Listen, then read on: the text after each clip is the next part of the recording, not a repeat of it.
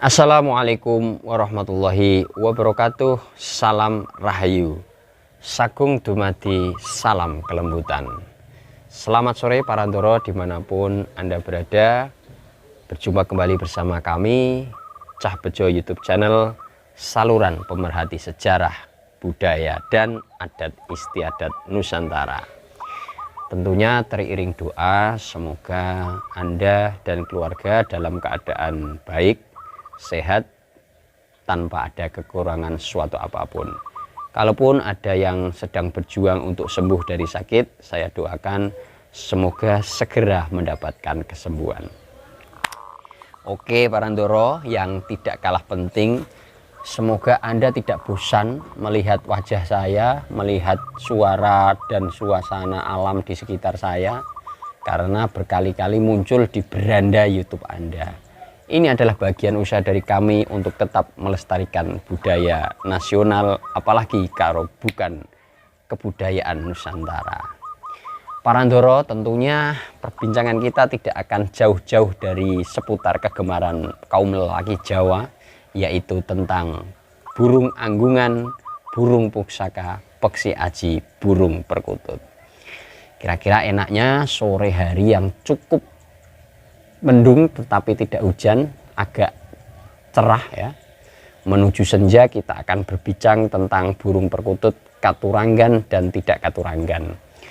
Akan tetapi sebelum itu preview pengantar ya, sebagai monolognya itu saya akan menyampaikan beberapa premis ya, bahwa kita patut berbangga bahwa kegemaran kita memelihara burung perkutut adalah sebagai sebuah kegiatan yang memang sudah ada sejak lama. Jadi mungkin kalau dibandingkan dengan hobi memelihara burung-burung lain, itu memelihara burung perkutut itu sudah ada sejak zaman dahulu. Dan ini tidak hanya omong-omong, bisa dibuktikan secara faktualisasi sejarah, bukti dokumen historisnya itu ada para ndoro. Tidak percaya? Nah ini yang pertama ya. Yang pertama itu adalah yang paling naskah tertua. Ini adalah tulisan atau buku setebal hampir 700 halaman. Itu memiliki tajuk atau tagline-nya itu berjudul Suma Oriental. Ditulis oleh seorang pelaut Portugis bernama Tom Pires. Dia melakukan perjalanan dari Portugis menuju ke Cina sekitar abad 16 awal.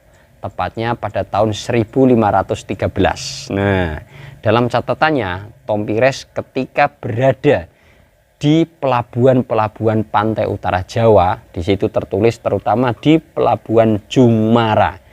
Jumara itu adalah bahasa kuno untuk menunjukkan sebuah tempat yang saat ini menjadi sebuah kota, yaitu di Jepara. Di daerah Jumara, ketika di pelabuhan, anak buah kapal membeli perbekalan, itu mereka beli di warung-warung. Itu warga atau orang-orang yang berada di sekitar itu telah memiliki hobi, yaitu memelihara burung yang aneh. Burungnya itu berbunyi kur-kur-kur. Nah itu adalah bunyi burung perkutut. Nah itu jelas para ndoro. Kemudian menyusul 9 tahun kemudian, tepatnya pada tahun 1522 atau 1523, seorang Itali, sama ini pelancong ya, seorang pelaut yang bernama Antonio Pigafetta. Panggilannya itu Pigafetta, ini juga melakukan perjalanan dari Eropa menuju ke Pasifik, menuju Timur Asia, tepatnya di daerah Filipina, kemudian menuju ke Cina. Itu sama ketika dia berlabuh di daerah pantai utara Jawa, di Cirebon, di Tegal, di Demak, di Jumara kembali, mereka menemukan bahwa laki-laki saat itu sering nongkrong di warung sambil menikmati minuman dan sambil mendengarkan manggungnya burung perkutut. Nah ini dua dokumen sejarah yang memang sangat tua. Di sini berarti kita patut bangga.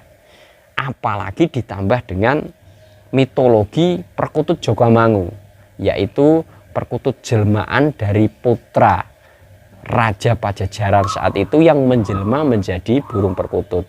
Sedangkan kalau Pajajaran itu berarti kan tahun tarikh sakanya itu kurang lebih dalam dokumen buku-buku peninggalan literasi seperti buku-buku karangan Slamet Mulyana itu tertulisnya Pajajaran itu abad 11 abad 12. Sehingga ya mau tidak mau kita harus mengakui bahwa burung perkutut itu sudah ada, dipelihara. Kalau sudah adanya lama ya, dipelihara oleh orang itu sudah menjadi hobi sejak lama. Nah, akhirnya sejak lama itu manusia kemudian menggeluti bidang burung perkutut. Nah, lama berkembang, akhirnya ketika orang memelihara burung perkutut, para kolektor, para pecinta itu juga mengaitkan dengan apa yang dinamakan katuranggan. Kemudian ada orang yang memelihara burung perkutut karena manggungnya.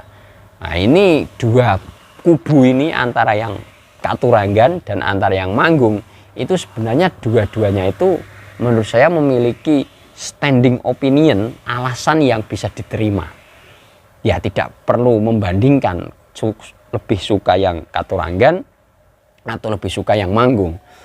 Karena yang katuranggan itu kan pada intinya mereka berkonsentrasi pada ciri fisik yang tidak dimiliki oleh burung perkutut lain, ataupun memiliki perilaku yang tidak dimiliki oleh perilaku burung perkutut lain. Maka keistimewaan dari burung perkutut katuranggan ini ya harus kita terima, bahwa burung perkutut katuranggan memiliki keistimewaan, iya, yaitu dalam bentuk apa? Dalam bentuk katuranggan. Karena katuranggan itu kan berasal dari katur, artinya informasi, dan onggo atau angga itu tubuh. Maka katuranggan itu bukan sesuatu yang misterius, menakutkan, atau klenik, tahayul, itu bukan. Secara kaidah harfiah kebahasaan Jawa, maka kata katuranggan berarti informasi tentang tubuh. Tubuh siapa? Ya tubuh si burung, kalau burung. Padahal dalam Kidung Ranggalawe, ya, berarti tahun sekitar runtuhnya Singosari, berarti abad 12, ya, abad 12 awal, itu di situ tertulis bahwa Arya Wiraraja yang saat itu menjadi Adipati Sumenep Madura itu juga mempelajari tentang tadi katuranggan kuda. Nah, sehingga dari katuranggan itu juga sebenarnya tidak hanya tentang burung, ada kuda juga. Nah, oleh karena itu maka ilmu ini bukan spesifik di burung. Tapi kalau khusus katuranggan burung, nah itu nanti ada pembahasannya sendiri Parandoro. Pokoknya intinya ya katuranggan itu membahas tentang ciri fisik pada burung.